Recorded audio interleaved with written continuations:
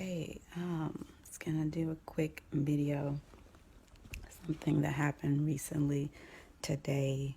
And it's happened in the past before, but I was just like, this is, I guess, a good topic to discuss. But um, the idea of false intimacy, I see it a lot in online dating. And I'm pretty sure that a lot of scammers might use, especially those that are doing like romance scams, preying on people looking for love and, pull on their heartstrings and, do whatever to try to get them to feel sorry for them and give them money and, scam them and all that stuff. But um, there's that, like people that are scamming for money. And then it's also a way to used in like dating and like online dating, especially very, very, very early on. Like for me, it's a red flag if you're very early on in communicating with someone on like a dating site. You're messaging back and forth, or maybe it's someone that you've met in person, because this is going to happen in person too. It's someone you met in person and you're talking to them and they spill something very early right away that seems like very personal and they shouldn't be sharing it. So the thing that happened to me, I was messaging someone on an app, and we had been chatting for a bit. I mean, I don't think we had been talking that long, but again, this is someone I've never met. We were just chatting on this app, and they mentioned. So I think, okay, so I had told them my age, so they know that I'm over 30. And so I guess they assumed that I had kids or that I wanted to have kids, or kids would be something that would be important to me. So I think this is why they popped this up in the conversation just randomly. So the guy says, "Oh, I have an infant daughter, and I had to take her away from her mother because her mother was a drug addict or something." And I was like, okay. Um, I'm like, you could have just said, I have a small child, and left it at that. I was not going to pry about, and even if I did, I mean, you would at least wait to, if someone's like going to be digging or prying for personal information and you're willing to share it, you at least wait until they go forward and not just vomit all this personal trauma to someone you don't know, that you've just met. And I don't know if you would consider it just met, because I've never met this person in person. Like, this is literally an online exchange. Like, it's not like, but even if we had met in person, it would still be very inappropriate. So it's a red flag for me for several reasons. And, it's I consider it for someone to say that they're really trying to play on the emotions of what they think the typical woman of a certain age would have towards children. So they knew my age and they assumed, like, oh my God, like, oh, he took this baby away from the drug addict mother, and it's like, let me raise this baby. Oh my God, that's so wonderful. Like, let me commend you for doing what you were supposed to do as a father. Um, so they're sort of like playing on that aspect of, let me appear to be this sort of upstanding fatherly guy because I think that's what this woman that I'm talking to wants to hear.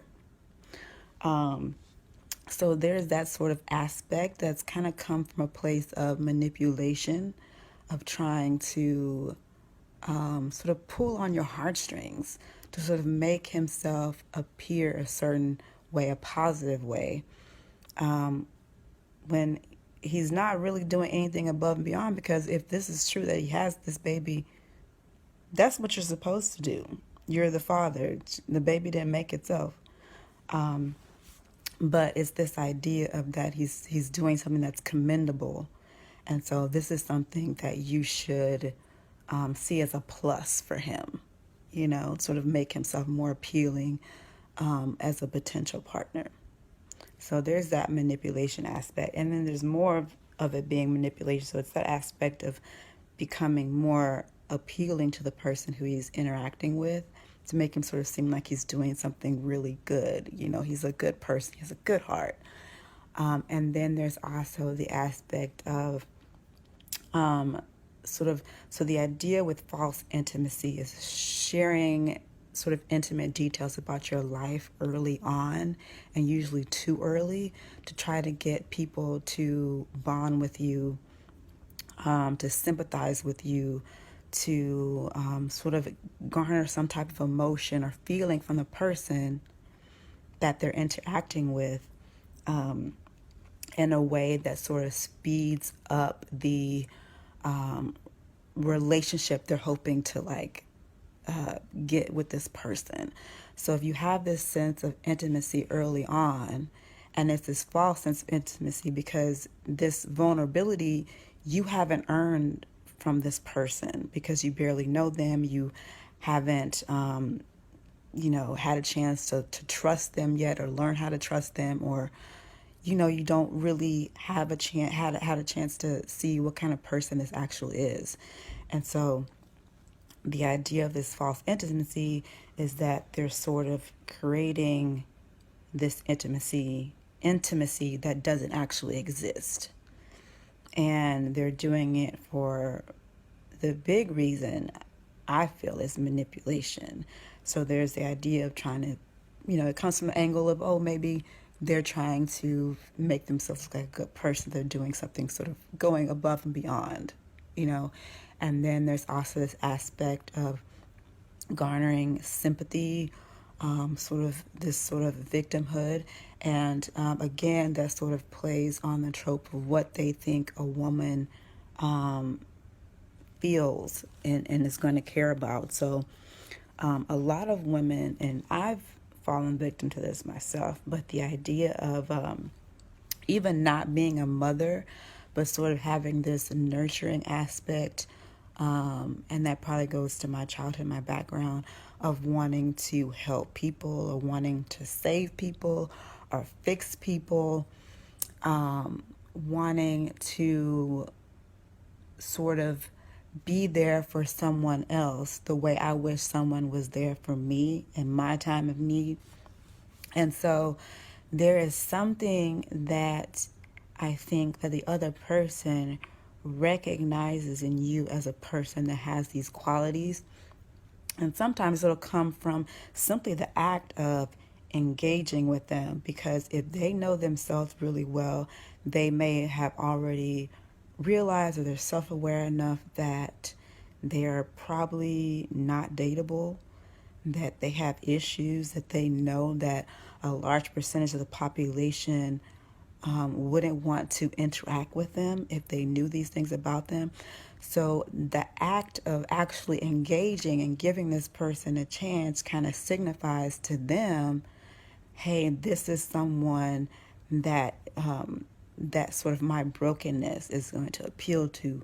So let me put out this statement and create this false sense of intimacy and overshare these personal traumatic stories about my life as early as possible to sort of garner sympathy and to bring out some type of emotion, sort of pulling on the heartstrings to try to make this person feel sorry for me, to try to make this person want to help me, or want to, or be be less likely to reject them. If you are someone that has a hard time saying no to someone or rejecting someone, clearly when this person talks about, how bad their life has been, what sort of traumatic issues that they're going through, they have gone through, these intimate, very personal, often inappropriate details, you are going to feel like, oh my God, I must be a really crappy person for me to reject them. Oh, poor them. They've had this happen to them. I can't say no. I can't say, oh, I'm not going to continue dating this person. I'm going to, feel sorry for them. And so you're less likely to reject them. And so that's even more where that sort of aspect of manipulation comes in. And so I kind of lost where I was, but so the idea of that false intimacy is again sort of putting themselves in a positive light. It can also come from people wanting sort of sympathy and sort of manipulating you by your these emotions that they're sort of not pulling out, they're throwing out feelers to see what you respond to. And sort of using that in a way to make you less likely to reject them, make you less likely to continue on with whatever shenanigans they are pulling in this interaction. So it's really to sort of make you feel sorry, to make you see them as the victim, because if this is, your early interaction with someone, they should be putting the best foot forward. I mean, they should at least attempt that. They should at least have the common sense to at least try to do that. So the idea that someone is actually doing this in an early interaction shouldn't be a major red flag, because I hope you didn't hear me burp. But it shows that they're more likely to manipulate you by emotions, because there's this sort of phrase that goes around, sort of like, I guess in like the self-help realm, or whatever it is, where they like attracts like. If you're a broken person, you're going to attract broken people. But the theory behind that is that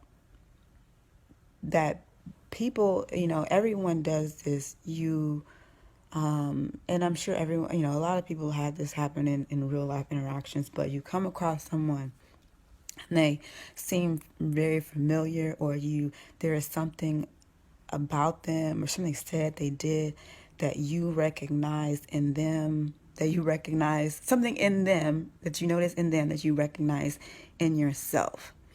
And these other people are doing the same thing. They see something in you that they recognize that's in themselves. And it's not like some kind of supernatural power or some kind of magical new age spirituality thing that people are able to do. This is just things that people notice because patterns, past behaviors, patterns that have happened in their life that sort of repeat themselves. So by the time they're 30 whatever, they've developed a pattern of things they like, things they're attracted to, things that are very familiar to them. Sometimes those things that are familiar to them are trauma things, traumatic things, harmful, toxic things, bad behaviors, and it's familiar to them, and so it's something that they just fall back on immediately, and it's also something that they recognize in other people.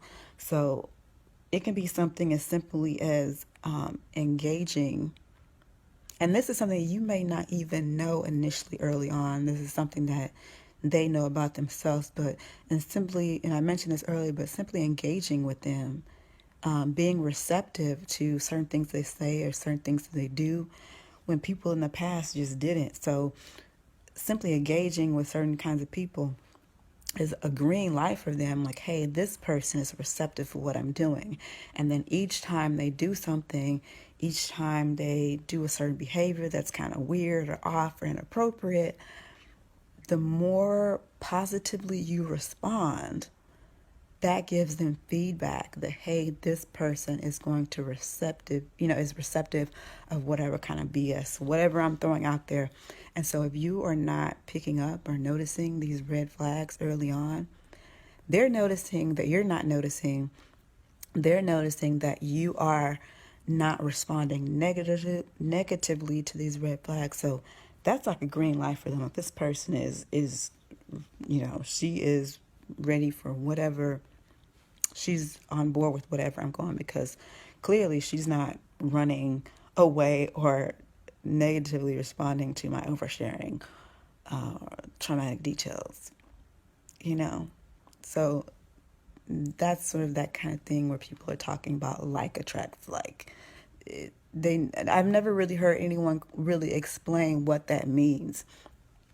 People always kind of say that, I guess they assume that other people understand what that phrase means, or they themselves don't think that there's no psychological, scientific theory behind people sort of being attracted to or being pulled or drawn to people that are similar to themselves or are similar to their exes that may have been, not great people, people that have important people in their lives, like parents or friends, people that they probably shouldn't be still hanging out with. And so this is kind of what happens when you notice yourself sort of being drawn or being interacting with the same kind of people over and over again, or finding yourself in the same situations or the same type of relationships. This is basically what this is. This is your your mind, your subconscious, sort of recognizing and being drawn to familiar, being drawn to these patterns because it's familiar to yourself. It's, even if you're not consciously aware of it, like your mind is aware of it. And so that's what that is. And yeah, so be aware of false intimacy. I don't think. Oh, so another thing that I've heard people refer to online, something called trauma bonding, which is basically, you get into an interaction with some people and they start sharing, all their traumatic events that may have happened in their life. And you may also start to do that, engage with them in the same way. And so you guys are like, oh my God, we're so much alike. Like, we should get in a relationship together because we both share the same kind of traumatic experiences. And it's not always a good thing. And I think it's also connected in the same way of being manipulative as false intimacy is. And so the idea of sort of trauma bonding,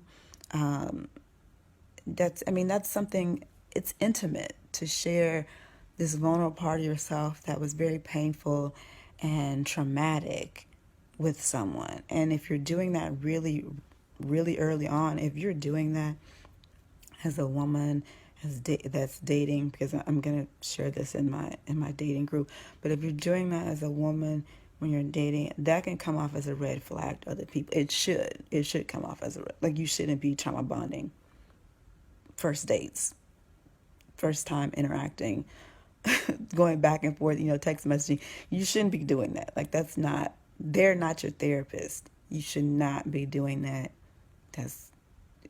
If the guy does not run from you, then that immediately is a red flag to let you know that you shouldn't be in a relationship, because the appropriate response is for this person to be like, whoa, this is too fast, too soon.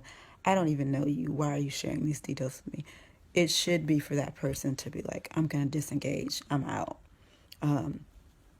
So, maybe you're sharing, maybe you're showing red flags and not aware of it. But I lost my train of thought. I don't know where I was.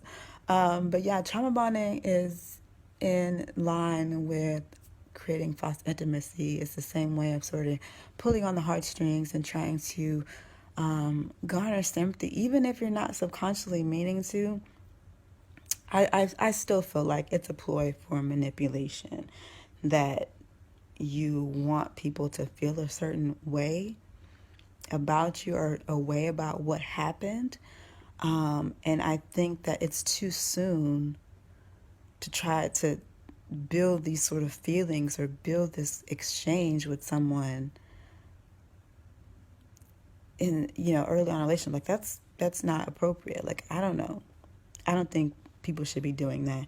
And if people are doing that, it's definitely a red flag, and you should be trying to get the heck out of Dodge, because I don't know what could come of that, early on. It's just weird. It's inappropriate. I know instances that I've had it happen, and I didn't know how to respond.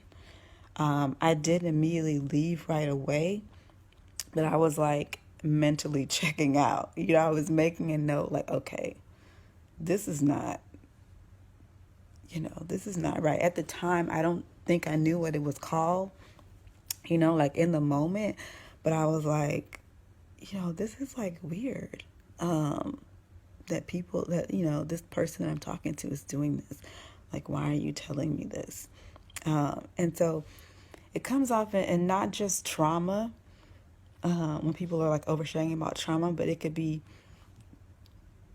people talking about, like their past relationships and the really negative experiences that they've had in past relationships, or talking about how their ex is a horrible person, how they treated them. It's like there's a way that you can, inform. So if someone asks you about your past, there's a way you can talk about it without going into like deep diving into the traumatic details. And if you are, you know, um, bringing up these traumatic details like early on, I feel like it comes across in a way that you haven't, or whoever this person is, they haven't dealt with it, or they haven't moved beyond it. Because it's just, there's no reason why. I just, that you should be at a point where you can, what's the word, where you can objectively talk about, a past experience or a past ex without going into the nitty gritty details. Like, oh, it's just, and also as women, there are people, and I guess I'm sure there are men that are out there that do this too, but as a straight woman, I'm gonna just speak from a female perspective. But as a woman, going also, when I was talking about earlier, the people putting out feelers about what this person, whether or not you're going to be receptive or whatever shenanigans or crazy stuff they say or do. One of the things that can happen is if, you're talking about something that you've experienced in the past, something that may have been traumatic that happened to you, an ex or something, and you may be talking about, like, oh, my ex was abusive, or my ex like cheated on me, or any type of family drama or something like that. There are people that will use that to their advantage, and use that and use that as a way to sort of characterize you, or sort of try to figure out who you are intimately, because you're sharing these intimate details about yourself, trying to figure out who you are intimately, and use it as a way to manipulate you or possibly abuse you in the future. If they, usually with people that have been in abusive relationships, and this goes back to that pattern of familiarity again, if you aren't aware of the red flags and things and people to avoid, people that have a history of being abused in relationships sort of find themselves in these type of relationships over and over and over again. So you telling this man that you don't know very well, that you have a history of being in past abusive relationships, he's gonna know, well, okay, this person clearly doesn't have a detector for abusive men, doesn't recognize any red flags, and is constantly, engaging with men who have a potentially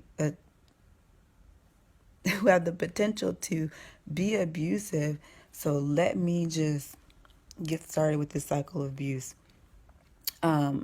Because clearly, if you are not aware, and you're seeing yourself in this pattern of abusive relationships, and you're not understanding how you get to that point, how you get there, that should be a notice to you that you may be possibly also not recognizing red flags in the current situation you're in.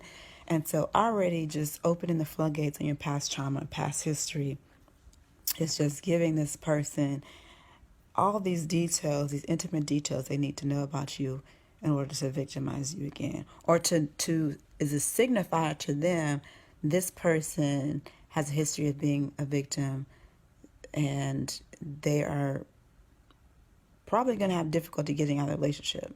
So they're going to like sink their teeth in, try to lock you down real quick because you are their perfect target. Because just the same way that victims have a tendency to find themselves in relationships with abusers over and over again, abusers are the same way.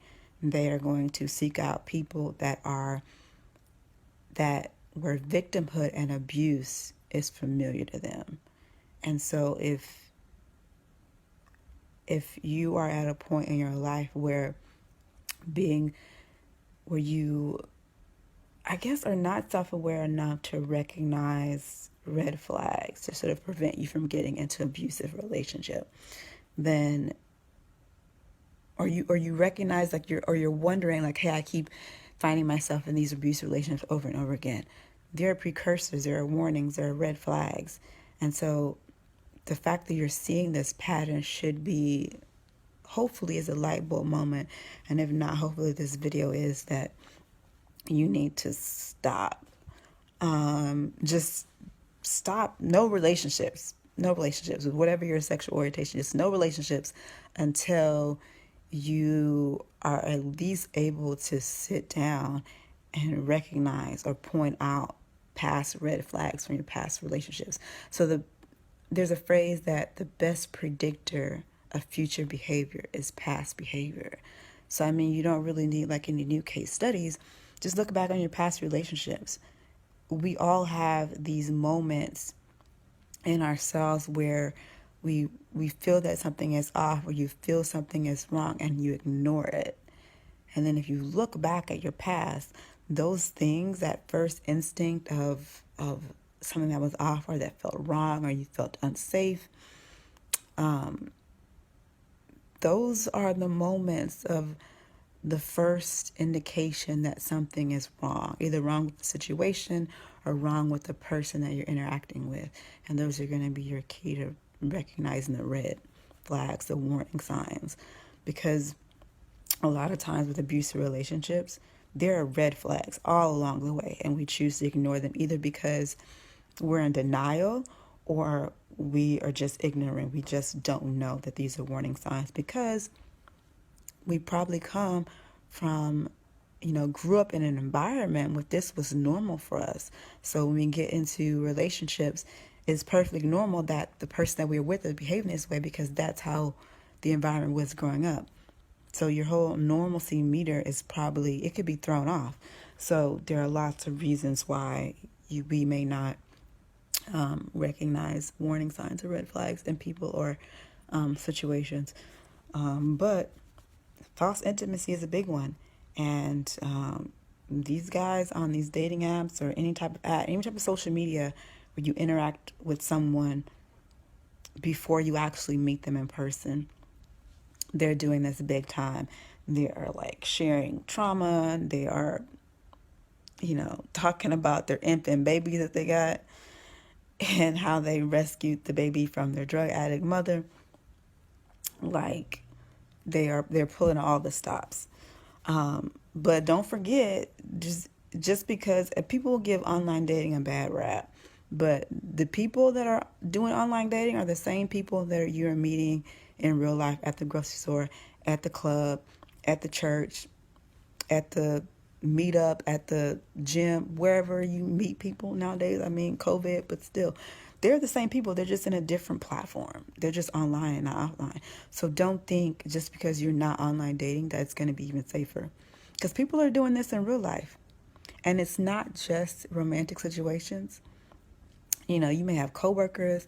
You may have random strangers that you meet that are doing the same thing, they're sort of trying to manipulate you to get a reaction, evoke an emotion, to get you to do or say something, by playing with your emotions, by trying to garner sympathy or make themselves seem like they are a better person than they actually are.